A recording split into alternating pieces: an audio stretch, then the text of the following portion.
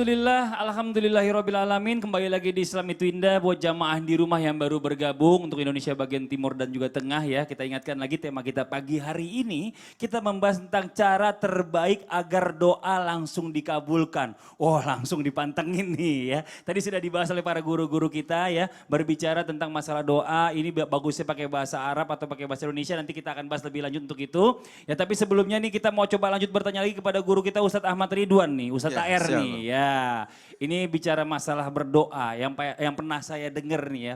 Kalau bisa itu sebelum berdoa tuh puji-puji dulu kesayangannya Allah. Yaitu kita bersolawat kepada Rasulullah, kan gitu.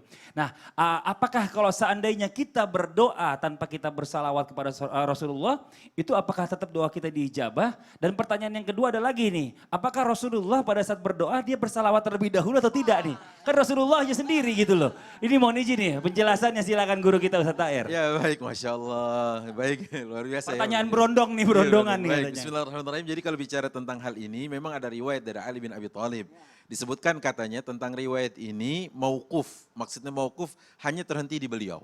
Walaupun disebutkan oleh Imam Sakhawi bahwasanya ada riwayat yang disebutkan oleh Imam Tabrani, tapi katanya sanadnya adalah kalau tidak salah diperbincangkan oleh para ulama tentang hal itu. Yeah. Ada yang mengatakan dhaif, tapi ada yang selamat dengan mengatakan minimal hasan. Karena yuhkam bihukmil marfu, dihukumi dengan hukum marfu. Itu katanya dalam tinjauan ilmu hadis. Nah, namun kalau ditanya apakah kita harus salawat atau tidak, dalam riwayat Ali, semua doa itu mahjub, terhijab dia. Sampai apa? Hatta yusalla ala Nabi SAW, sampai dia diisi dengan salawat kepada Rasulullah SAW. Begitu ya. Jadi doa kita itu masih ngambang gitu, menggantung antara langit dan bumi. Nggak nyampe belum. Nggak nyampe belum. Sebelum dihajar pakai salawat gitu. Kalau di booster pakai itu, tembus itu rencananya. Berarti SMS tidak nyampe kalau tidak ada pulsa.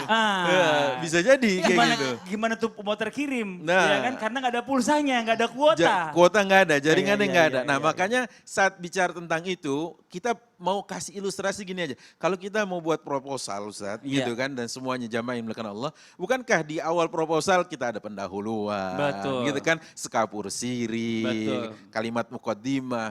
Jangan bentar, apa sih kayak kita minta gini, Mak, duit Mak. Ini kan namanya kalau kepada manusia aja kurang beretika, bagaimana kepada Rabbul Alamin, gitu ya. Makanya harus ada salawat, begitu kan. Dan ini adalah ada sebuah riwayat dari Tufail bin Ubay bin Ka'ab. Jadi Tufail berbicara tentang kisah bagaimana Rasulullah menyampaikan pada sahabatnya, diantaranya Ubay bin Ka'ab. Waktu itu Rasulullah SAW mengatakan, ayuhan nas, wahai manusia, kata Rasulullah, uzkurullah, ingatlah Allah Subhanahu wa ta'ala. Sebelum datang ar-rajifah tatba'uh radifah. Sebelum datang tiupan pertama yang menggetarkan bumi dan disusul dengan tiupan kedua yang itu membangkitkan semua manusia. Itu kata Rasulullah SAW. Kemudian Ubay bin Ka'ab mengatakan, ya Rasulullah, kami memperbanyak salawat dalam doa kepadamu.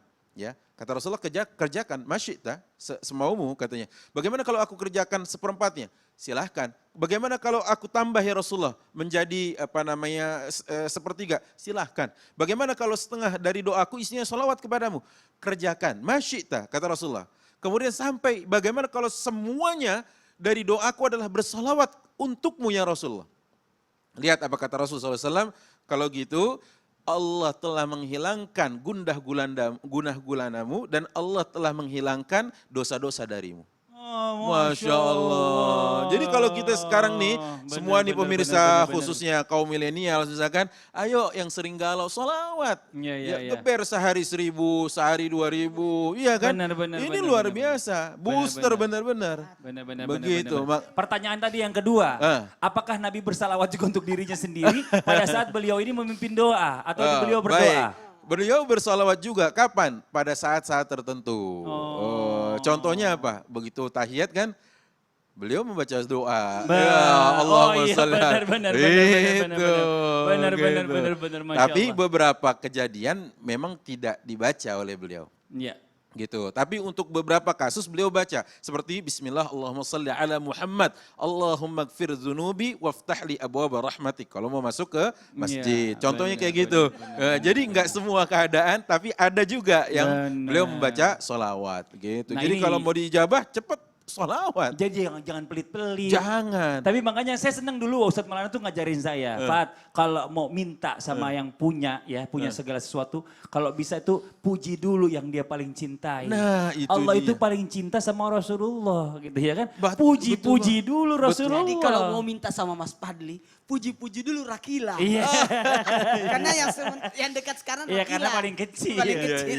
Iya, jadi itu sangat mempengaruhi ya. Sangat. Kalau bisa, kalau bahasannya buka tutup. Apa tuh? Maksudnya? Pembukaan ada kalimat tahmid buat Allah dan sholawat. itu sebenarnya. Kemudian penutupan juga diiringi dengan sholawat dan memuji Allah Jalla Masya Allah. Jalaluhu. Buka Kayak tutup. stempelnya ya. Kayak stempelnya. Ini di depan ada kop surat, di bawahnya ada stempel, berarti resmi nih.